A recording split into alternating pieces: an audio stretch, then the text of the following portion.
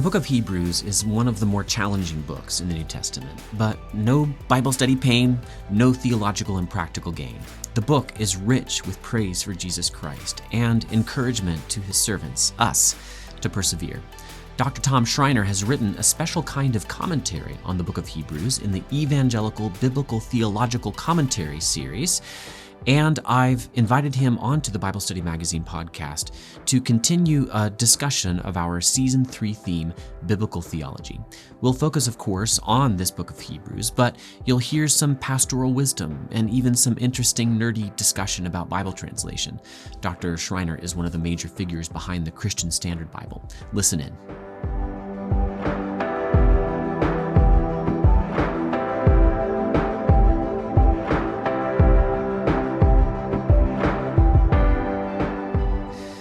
It's my privilege to have on the Bible Study Magazine podcast today a scholar whose work I've used for many years, Dr. Tom Schreiner. And I really think that for many of our listeners on the Bible Study Magazine podcast, he will need no introduction, but one of his newest books this is Hebrews in the Evangelical Biblical Theology Commentary. That'll be the focus of our discussion today. It is put out by Lexham Press. I'm standing in the offices of Lexham Press right now. I'll just jump in then by asking Dr. Schreiner to introduce himself in a way. Dr. Schreiner, how do you currently and how have you in the past served the body of Christ? Yeah, I've been at Southern Seminary as a New Testament professor in Louisville, Kentucky since 1997. Before that, I taught 11 years in St. Paul, Minnesota at Bethel Seminary. And before that, I taught 3 years at a school in Los Angeles called Azusa Pacific. I also served as a preaching pastor at our church from 1998 through 2015. And I'm still an elder in the church and involved. So that's what I've been doing, and it's been a great privilege. Yes, and your ministry through writing especially, of course, has come my way numerous times over the years. I think the first Schreiner book that I got was your work on Paul, but I also have commentaries by you in Logos Bible software that I use in my own preaching and Bible teaching ministry. I'm very grateful, and I think our listeners will benefit from your wisdom and your experience in Bible teaching, and in particular in the area of biblical theology.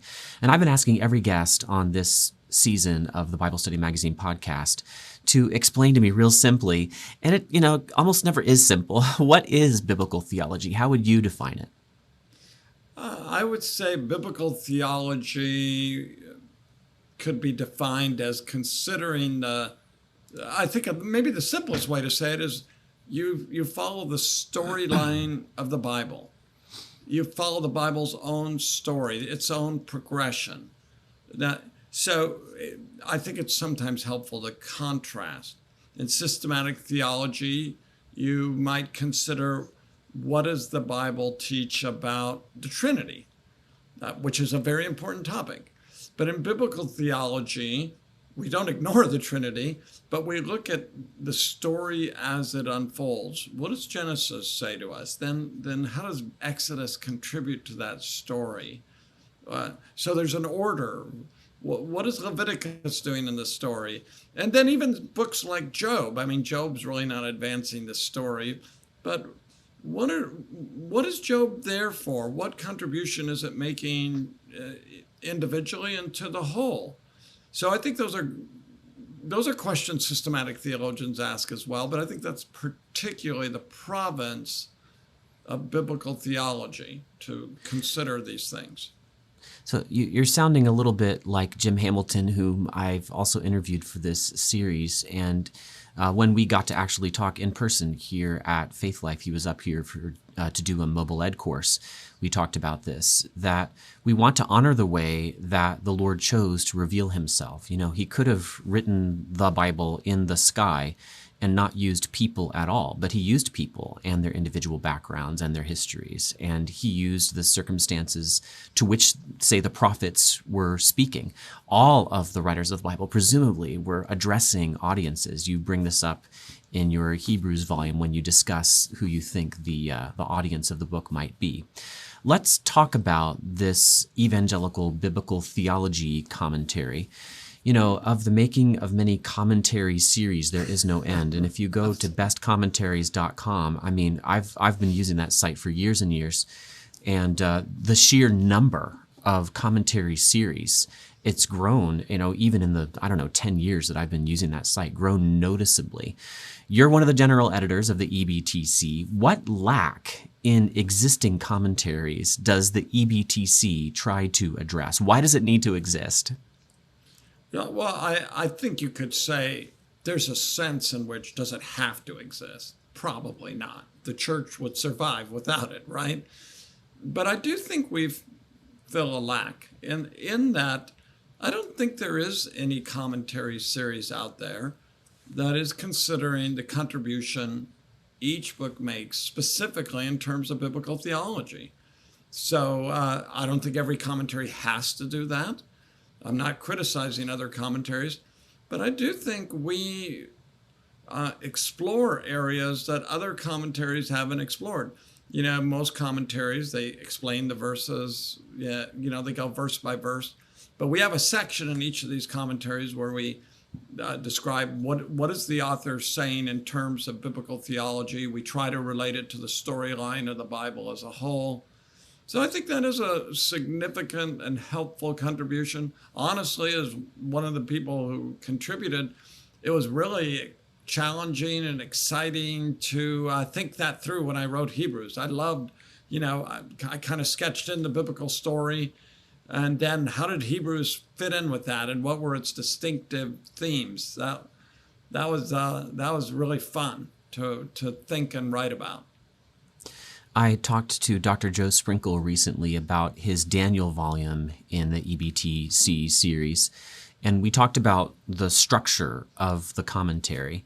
It kind of reminds me a little bit of the Word Biblical Commentary series, which is the first one I remember noticing, years ago, that kind of divvied up the way it approached the text into separate sections.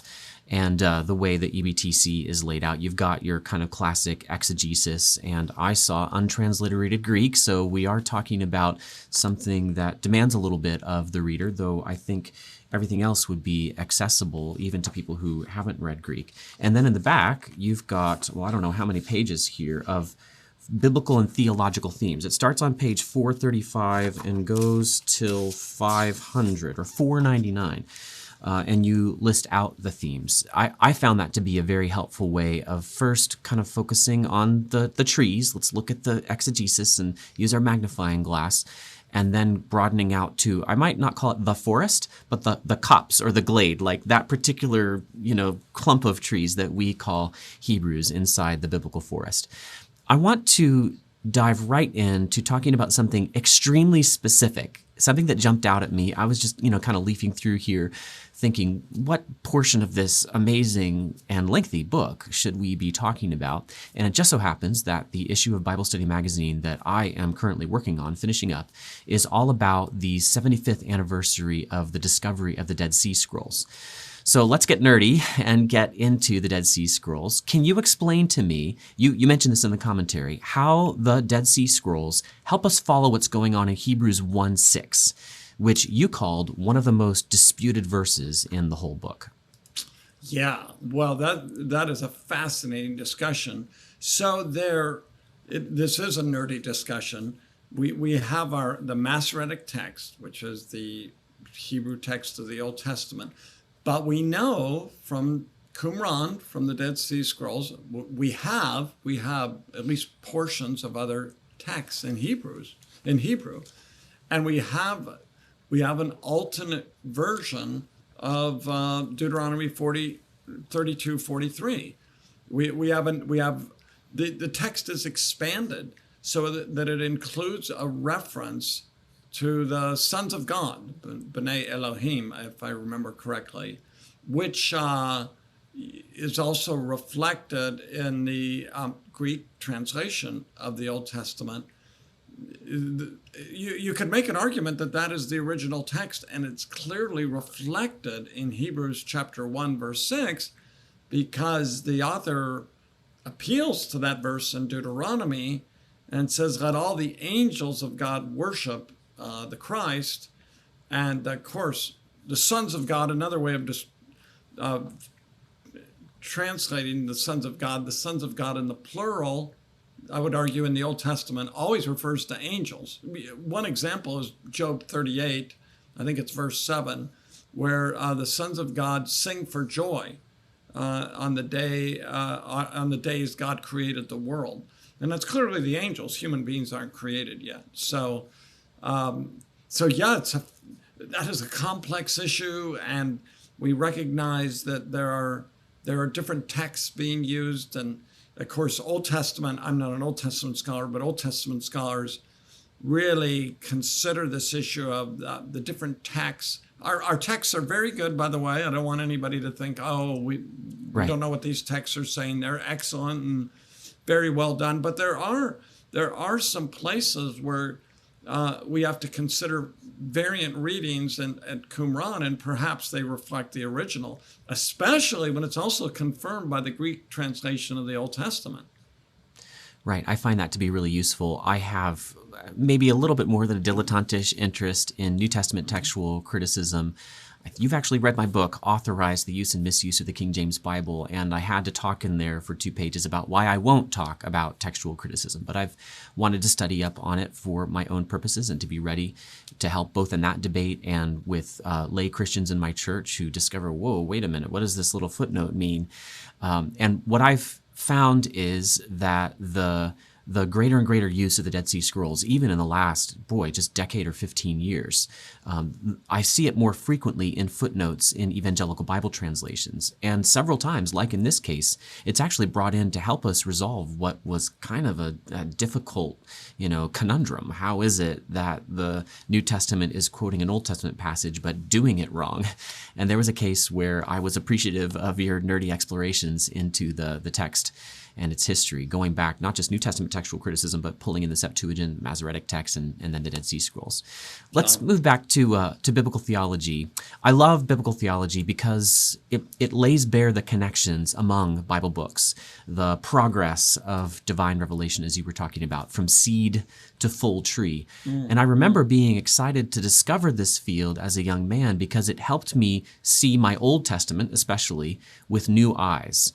So my eyes eagerly lapped up Psalms like Psalm 45 after I understood what biblical theology is. But if you could have seen my eyes at the time, you would have seen a look of confusion because the same psalm that says, "Your throne, O God, is forever and ever," a phrase that gets quoted in Hebrews 1:8 and that you discuss in your commentary, obviously refers to Jesus there. That same psalm goes on in just a few verses to say that the queen stands at the right hand of this king who was just called God. And Jesus was never married. So I want to get some help for you in understanding the author of Hebrews' use of Psalm 45 there. And I want to come at it from a particular angle. Sorry for the length of this question. No, that's good. I've been reading a legal scholar, Stephen D. Smith, who discusses originalism as, I guess, a hermeneutic for approaching the Constitution. And he actually shows that asking, how would the original audience have understood this, lands you in some real complexities. Because those people are all dead. We can't consult them to find out how they, responded to the original text. And it's unlikely they would all read it the same way anyway. But I was often taught in churches to put myself in the sandals of the original readers. So explain Hebrews 1:8's use of Psalm 45 and tell me what it does to our understanding of biblical hermeneutics. That should all be easy. Wow. Yeah, that is a great question. I should say up front, scholars understand this text in various ways, especially in terms of how it is used in the Old Testament. But I think when we look at Psalm 145, I think the king, right, is marrying this queen, a queen who's not from Israel, but the king is called God in this psalm. But clearly, as we read on in the psalm, the king is going to have descendants. So this king, not only is he going to be married, but he's going to have children.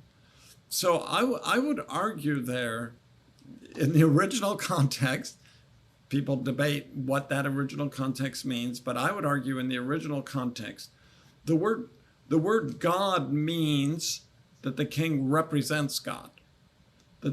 just as in Exodus chapter 7, the Lord says to Moses, "You're going to be God to Pharaoh."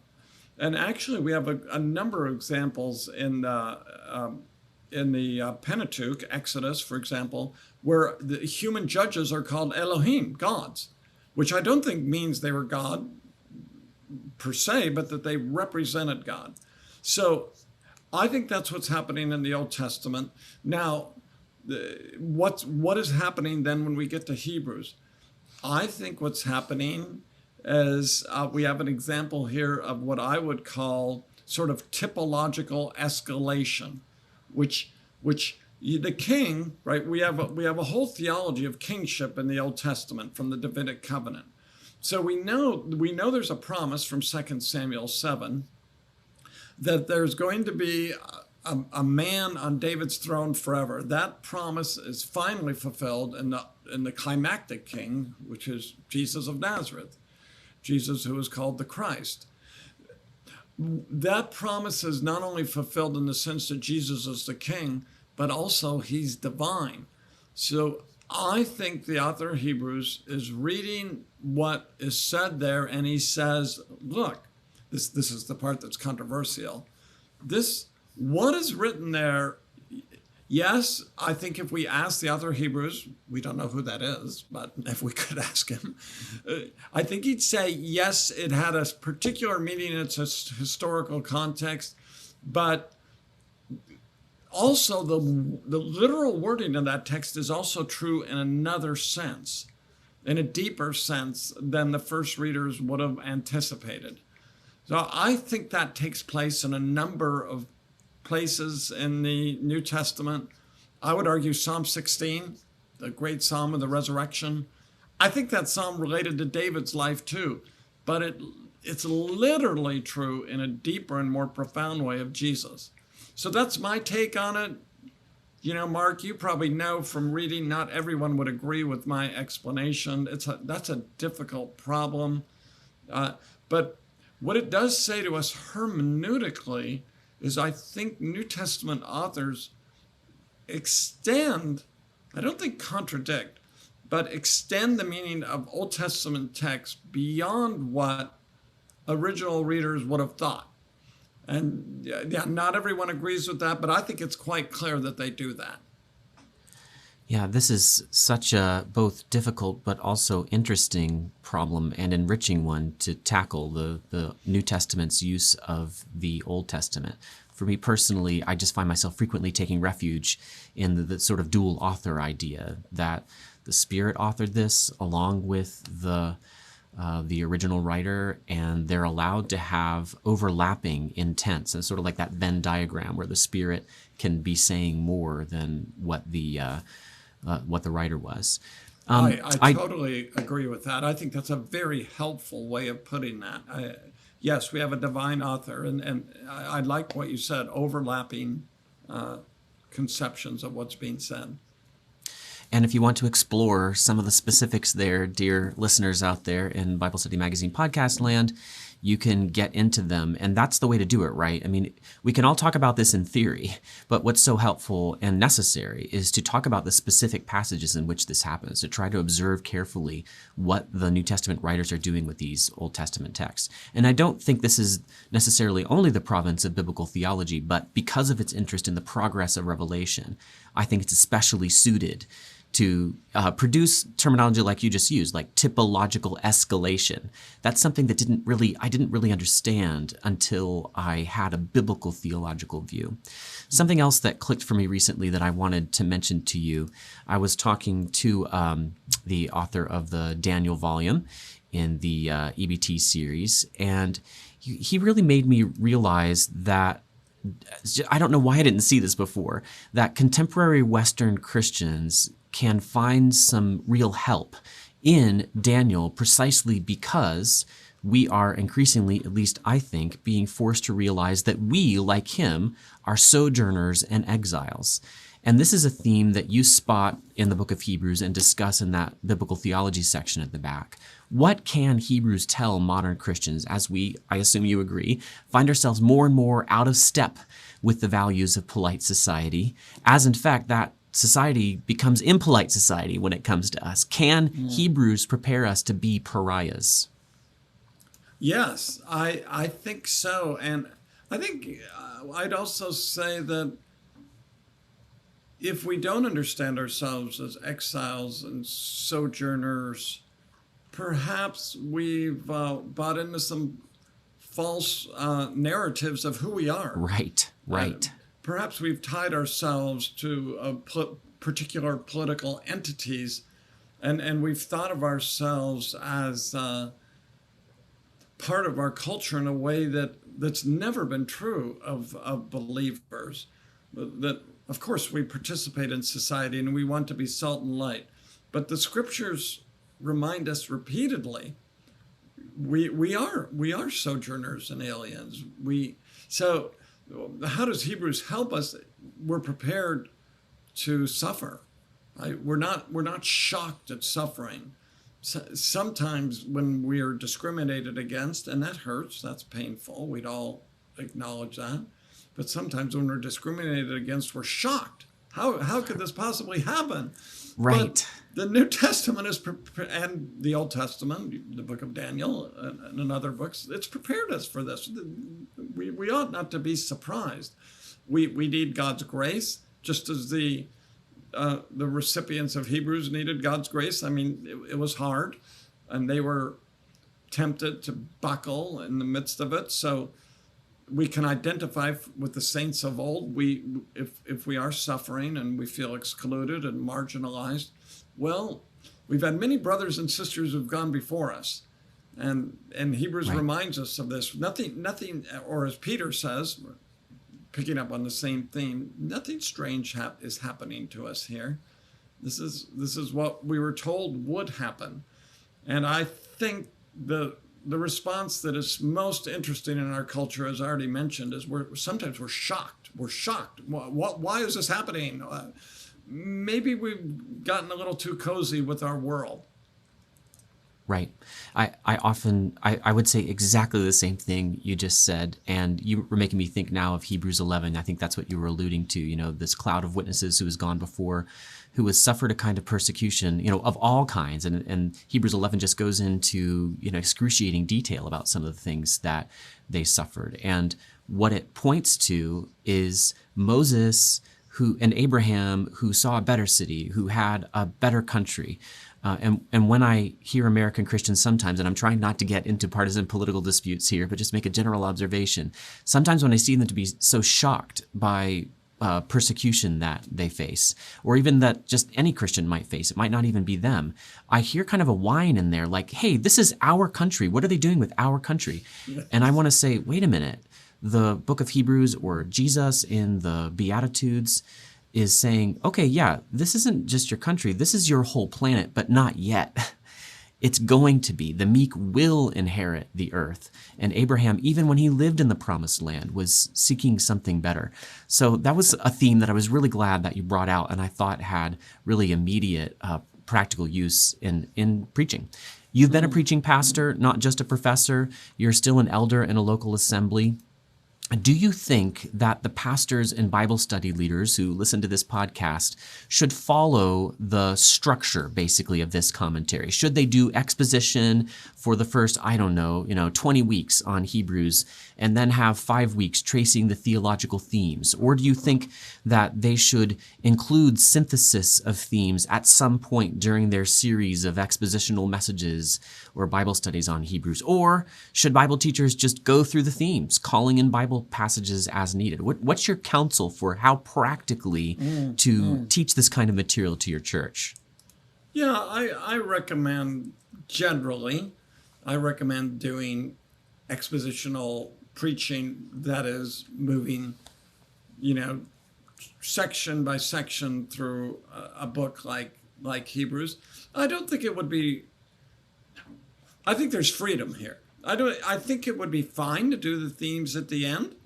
I probably, if I did it, would sprinkle them as I go. I mean, even the way I handled Hebrews 6, the way I decided to do it, we're going to talk about the warning passages, I know, shortly. But I decided when I did Hebrews 6, I'm not going to play my hand that much in the exposition section, and I talked about it more in the theological section at the end. But if I was preaching, I wouldn't do that. I mean, if I was preaching, I'd have to bring in, okay, how does this relate theologically? But I'm a firm believer in, the steady diet of preaching should be moving through books by sections. But I think there is a place for not doing that at times. Say you're covering themes that can still be expositional, that can still be rooted in the text. I'm not just thinking of biblical theology here, but you could have a series on the Trinity. That'd be helpful, or one of the themes in this book. So I think the steady diet should be moving through books, but there's a place. It depends on your context and what your background is.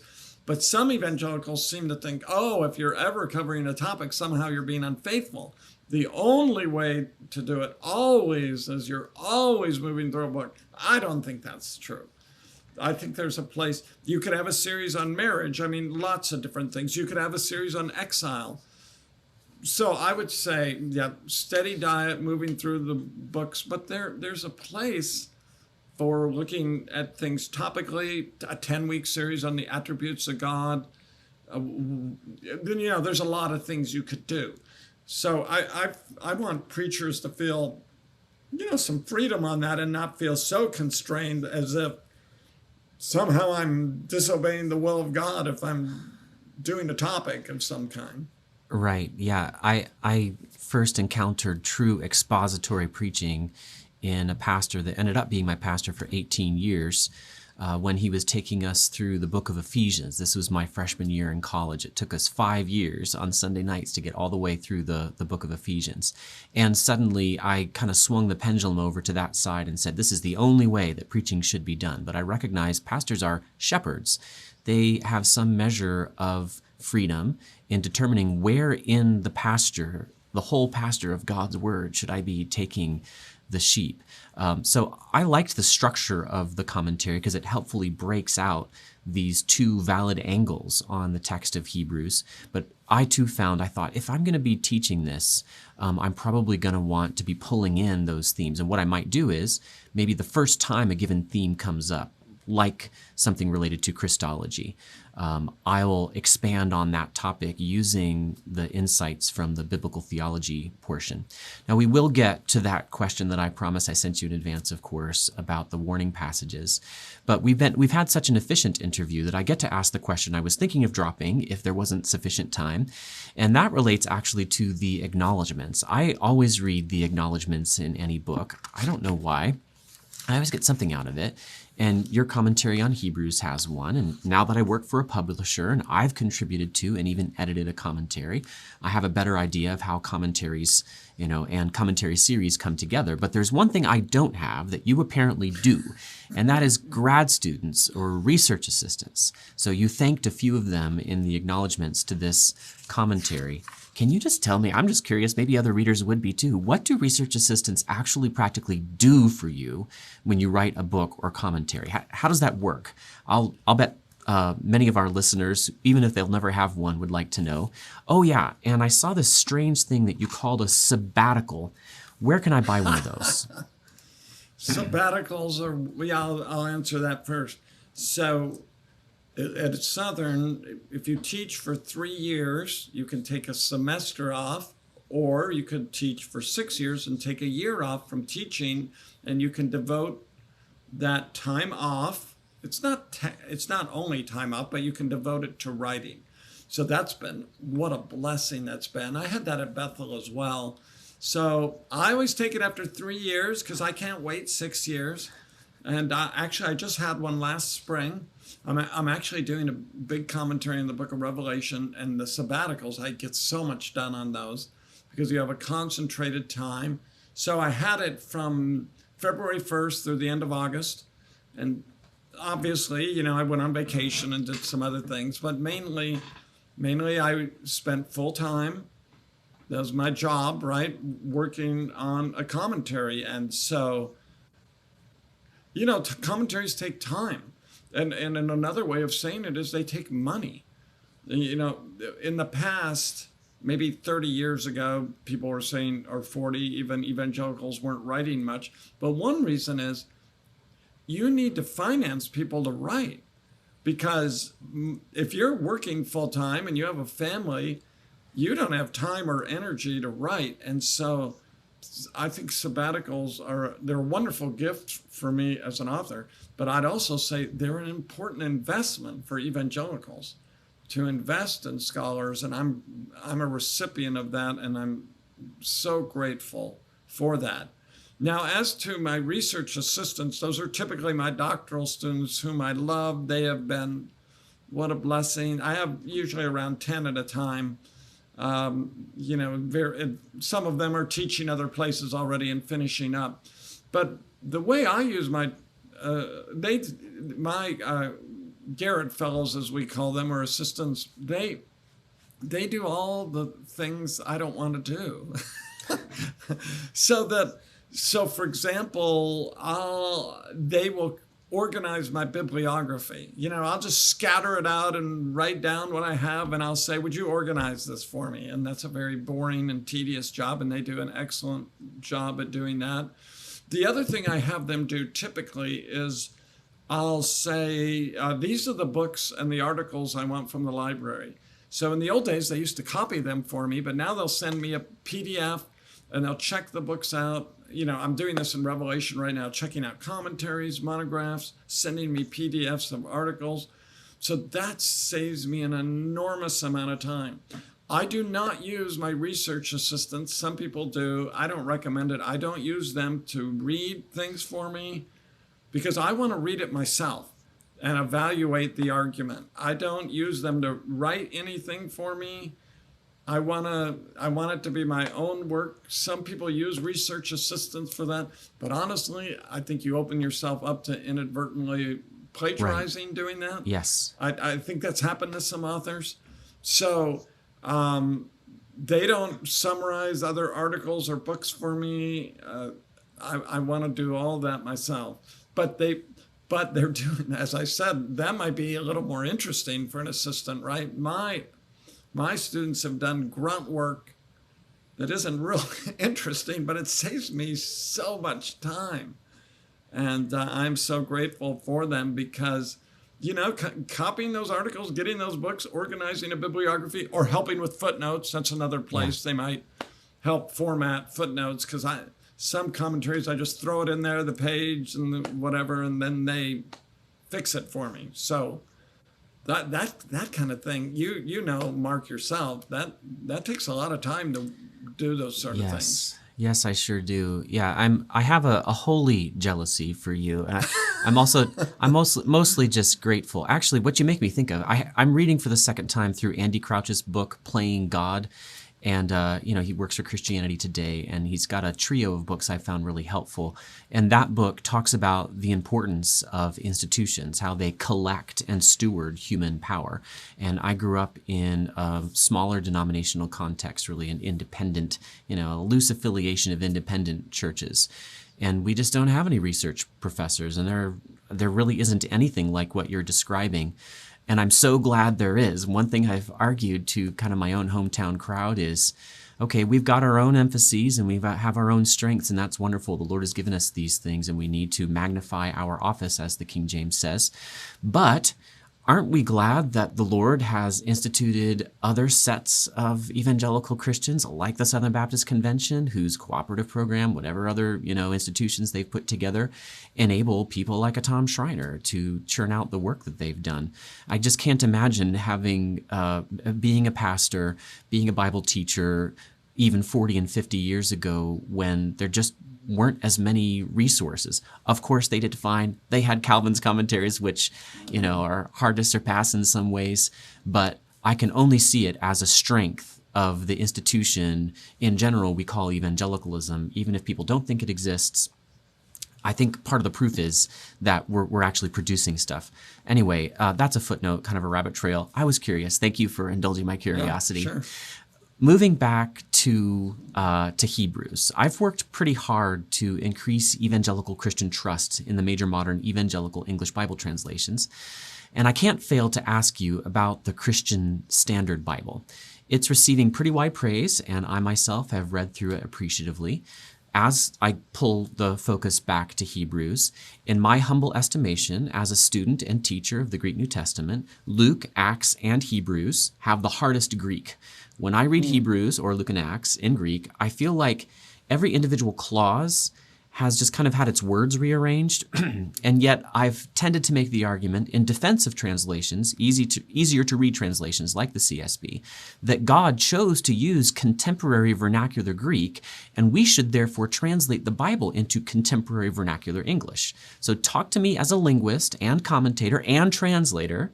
How does the difficulty in the Greek of Hebrews impact translation? Should Hebrews in English be a little bit harder to read than, say, a book well known for its simple Greek like Revelation? Yeah, what I would say, and you can, I'd love to hear you push back on this a little bit or just interact with me. I would say I think for at least Hebrews, it's inevitable. Not maybe it's inevitably a little bit harder to read.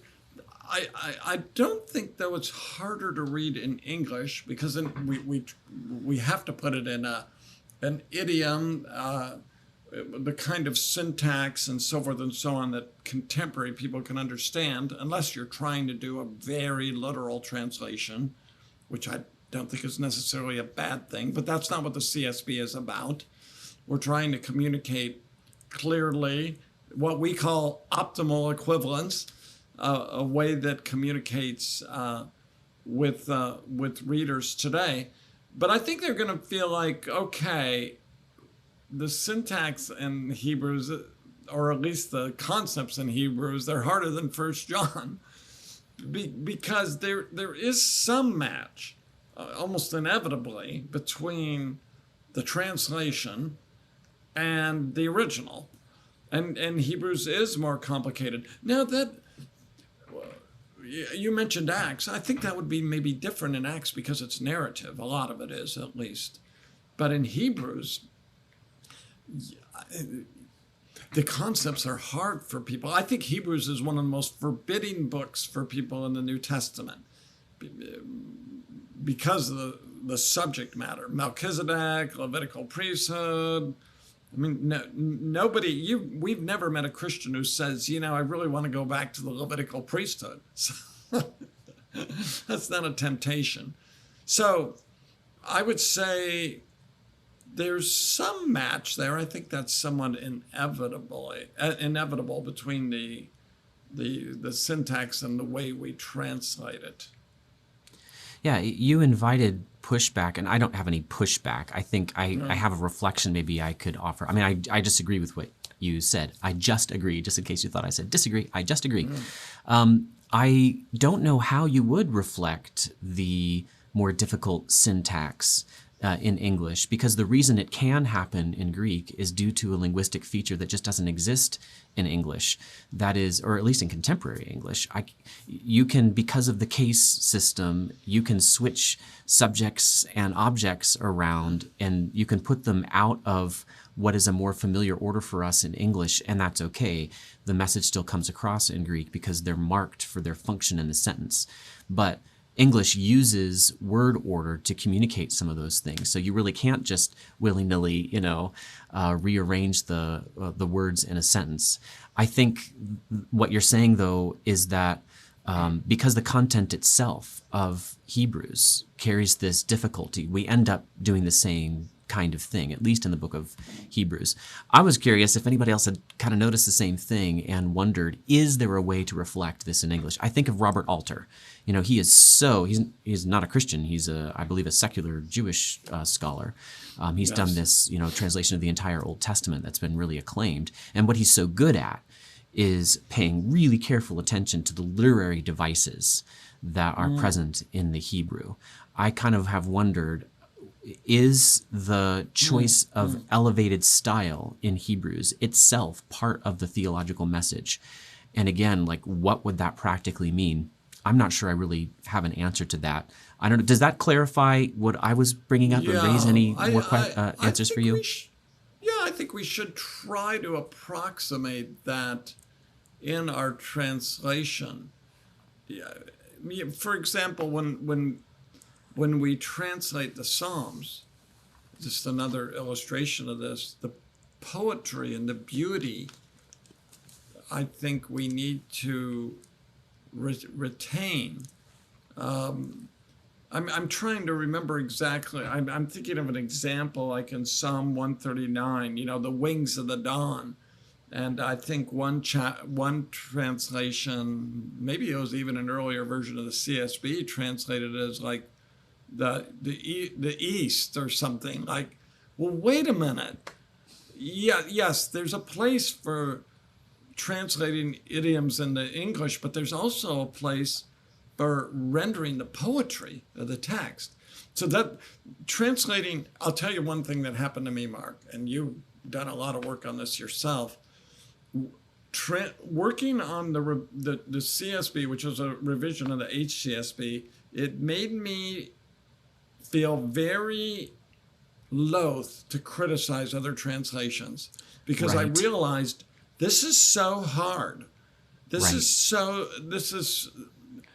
so many decisions to make in terms of, does this communicate, but then is it accurate? And that there's more than one way to do this. And I realized I've been too quick, even as a professor, to criticize other translations. Oh, this is not good. When you actually get involved in doing it, the complexity is astonishing. And we do recognize the King James, what a beautiful, amazing translation. Right. But we need new translations because we don't speak King James English anymore. Things have changed. So as beautiful as it is, and we have better texts as well. Right. I mean, you're preaching to the choir director here on that one, as you know.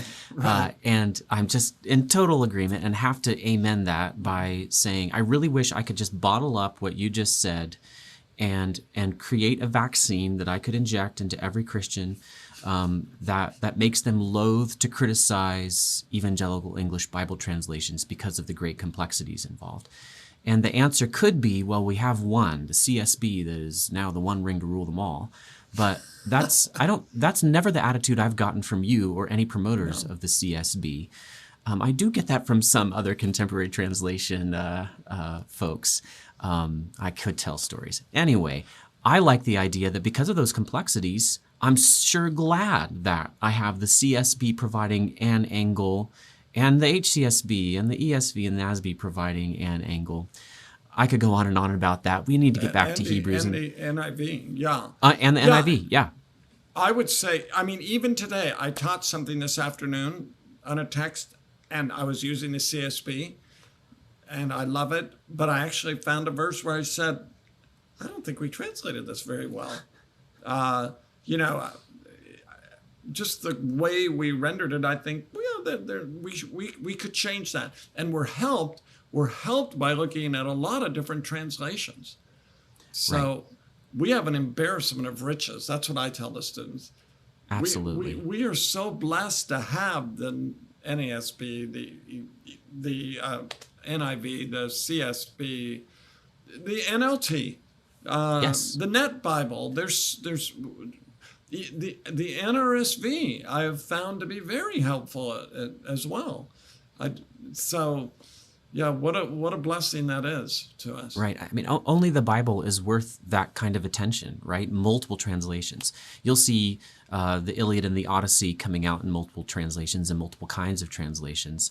But of course, that doesn't sell in anything like the numbers that the Bible does. And people who need that injection of this vaccine that I'm creating, they often lament, why do we have to have so many? And I think of it sort of the same way I think about commentaries. It's like you said, okay, technically, we don't need this other one, but it is a sign of health and vitality when a Christian community, that would be the English-speaking Christian church, is able to produce so many books, so many Bible translations, especially done by careful scholars like you. And let's give you an opportunity to demonstrate some more of that careful scholarship, that pastorally inclined and theologically inclined scholarship. You've worked hard on the warning passages in Hebrews. I was raised and schooled in a conservative evangelical Christian environment, independent churches, and when after my graduate work I moved to Faith Life, I moved into a different kind of evangelical bubble, one that probably has more denominational space in it, but a bubble nonetheless. And yet, despite my, R30 evangelical insulation, social media has shown me numerous apostasies from among my personal acquaintances. Just feels like a punch in the gut. College roommate who left his wife and is openly homosexual and unbelieving, a seminary student I sang with at churches we traveled around together in a quartet and whose wedding entourage I appeared, who also left his wife and children and left the faith. I mean, I could go on and on. I'm sure you could too.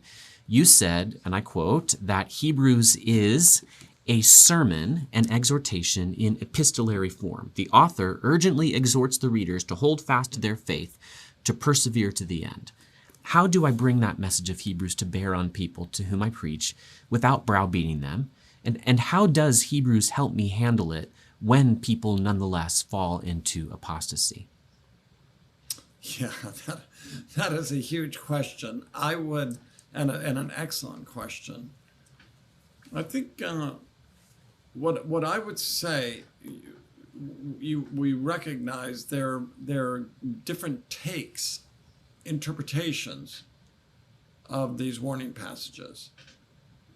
Arminians would argue that people actually do fall away and commit apostasy. I am not an Arminian, but I always say to the students, look, that's an Orthodox reading. It's part of the Orthodox tradition, and that's a respectable interpretation, and we all understand why. When we read Hebrews, some people read the text that way. There's a very strong Reformed tradition that interprets the warnings to say, from Hebrews 6 in particular, those who are addressed are not Christians. They're almost Christians. They're close. They're very close. And that's why they've fallen away. And that interpretation goes back to Calvin and John Owen and all the luminaries in the Reformed tradition, and probably best expressed today in a relatively recent essay by Wayne Grudem, who's argued this case.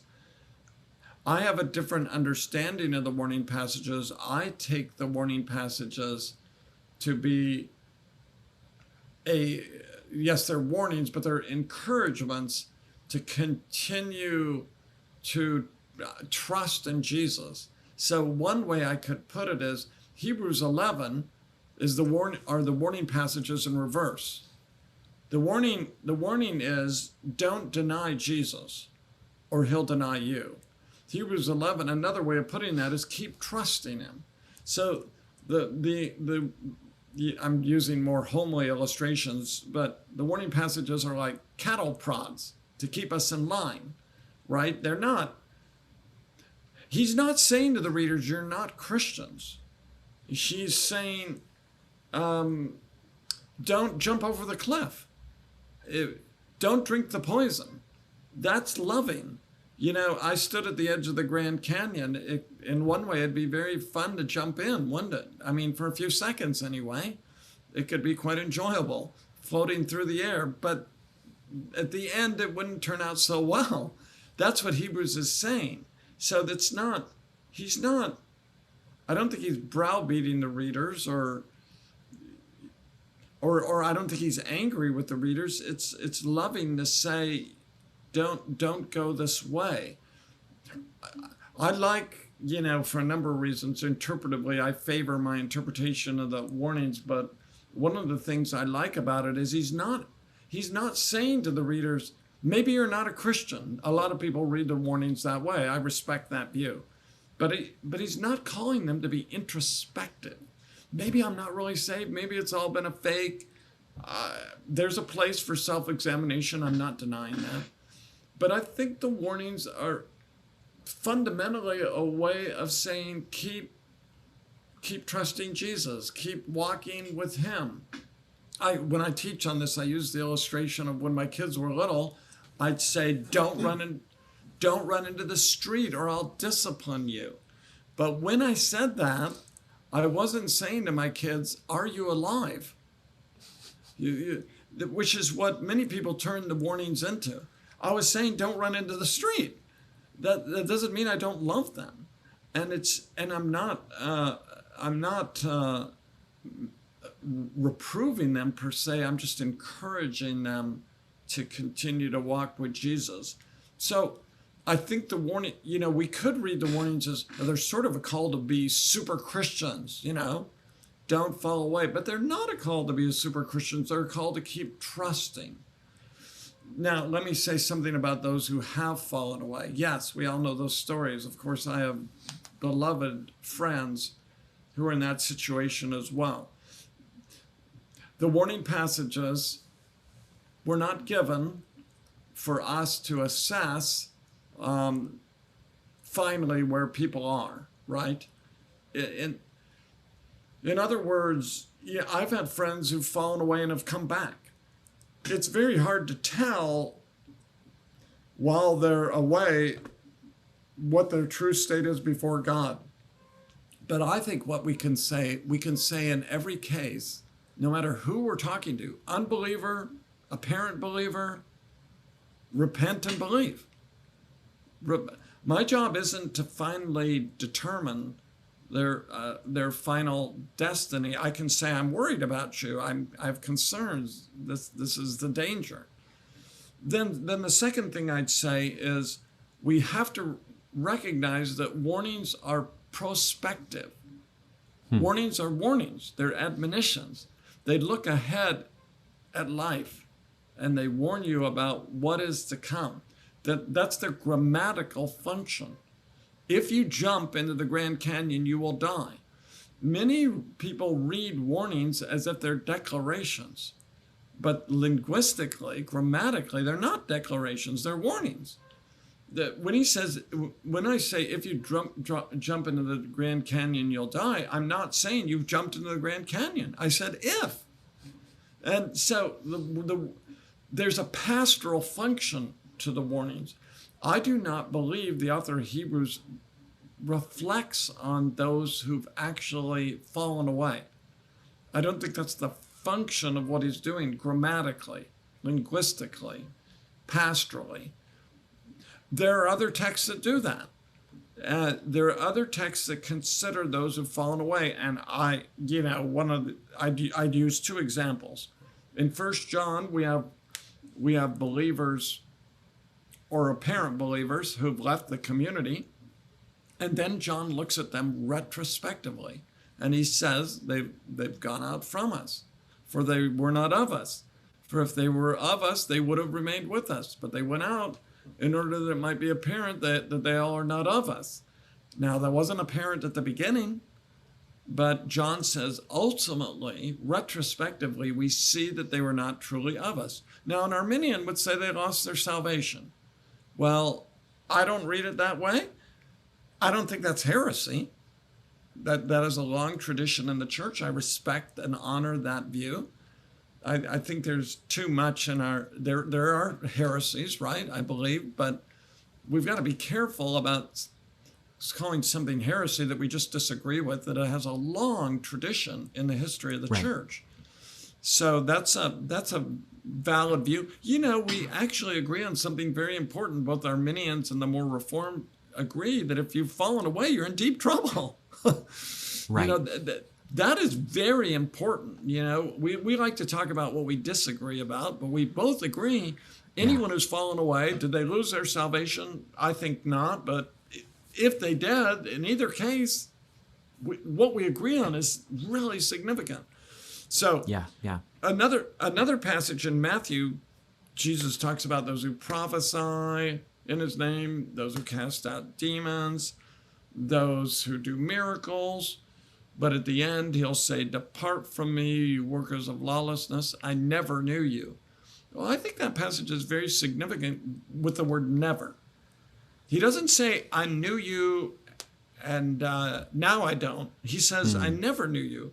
So those retrospective passages tell us, yes, there are people in our churches who appear to be believers. Ultimately, we see retrospectively they are not. I don't think we should be suspicious of people. I don't think we should try to figure out now who that might be. I think that's a vain endeavor. And I agree with Calvin. Calvin said we should exercise the judgment of charity. I mean, I'm an elder, and everybody who joins our church, they give our testimony. Right. And I don't say to them when they tell me their testimony, I doubt that. Yeah, I don't believe you, You're making this up. Unless I had super good grounds to say that, which I never have had. So to return to Hebrews just isn't giving us that retrospective picture. And I think what a lot of evangelicals want, they want every passage to do everything. So when they come to Hebrews, they want to ask the retrospective question. That's a fine question to ask. But I'm saying that's not what Hebrews is trying to do. Good. That's not the function. Yes, include the whole canon. You may want to even say in your sermon the retrospective vision. But I summarize the warning passages in Hebrews like this. Jesus said, if you deny me, I'll deny you. That's the warnings in brief, isn't it? If you fully and finally deny Jesus, because Peter denied Jesus, right? So right. I want to add, if you fully and finally deny Jesus, there's a lot of room in there, right, for a Peter to repent after denying Jesus. But if you fully and finally deny Jesus, he'll deny you.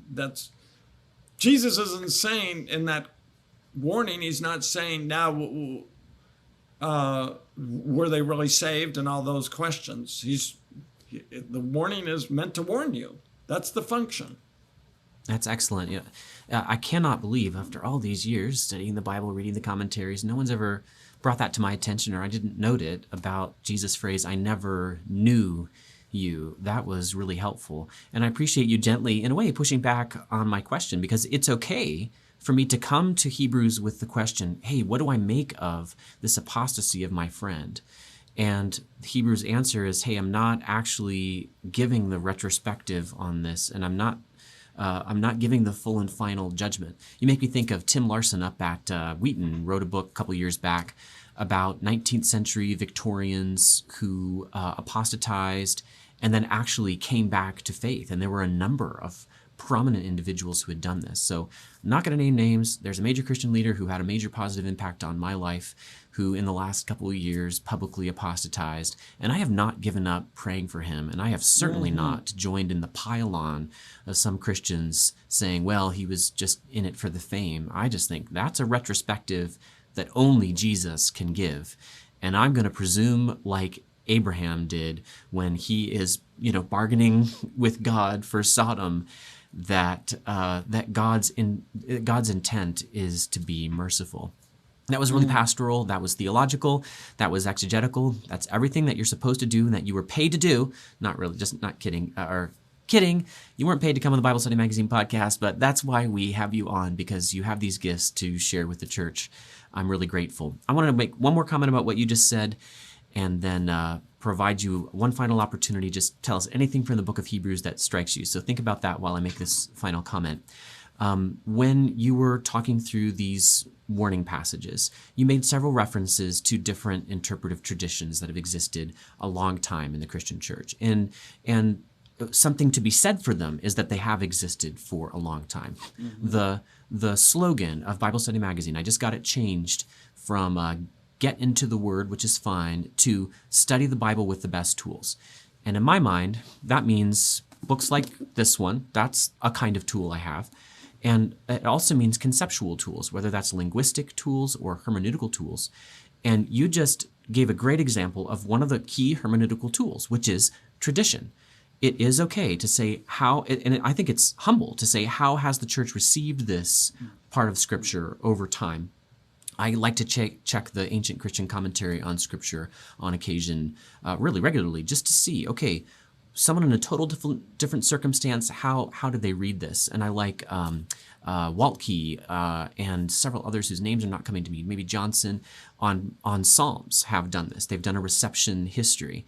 And it's important to be able to say not, I'm setting aside all tradition, because that's not possible, but to say, okay, here's my tradition, here's how we take this, or here are the various reformed options, but I got to acknowledge if I was in that other tradition, the Arminian tradition, I would see it this way. I just wanted to point out to all the listeners, did you see how humbly and clearly Dr. Schreiner was able to speak when he used that conceptual tool of tradition and reception history? Thank you for that. Now, thank you for your time. Anything you'd like to leave us with from the book of Hebrews, Dr. Schreiner?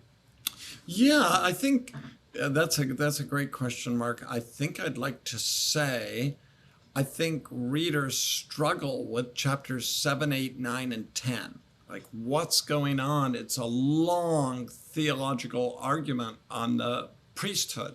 So this is something I say to my classes, all the theology in the book serves the warnings. If it's a sermon, so the theology is the foundation for the sermons. So I just like to say a quick little word on chapters 7, 8, 9, and 10.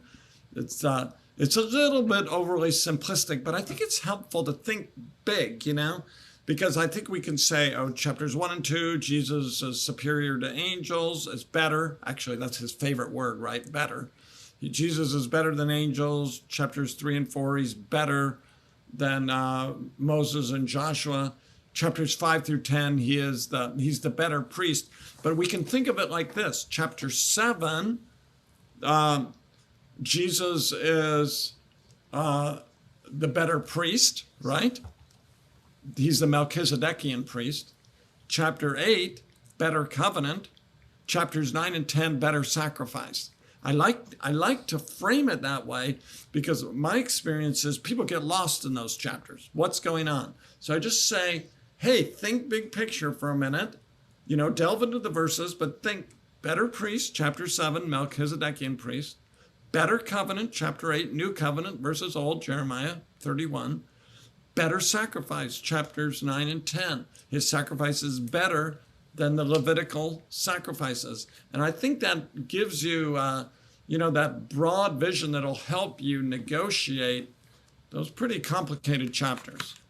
There's a nice outline of the book of Hebrews here in your commentary, and that's a good foretaste of what you'll get if you get the commentary. I'm not just here to sell stuff. I think people know that.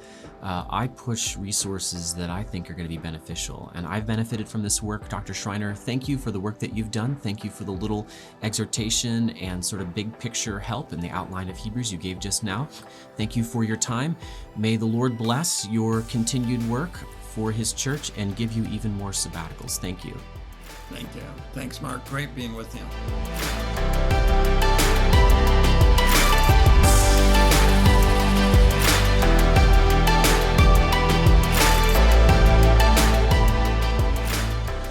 Dr. Tom Schreiner is a gracious man who clearly loves the Lord, loves Christ's sheep, and loves the Scriptures. He has worked hard to dig into the book of Hebrews and bring out treasures new and old.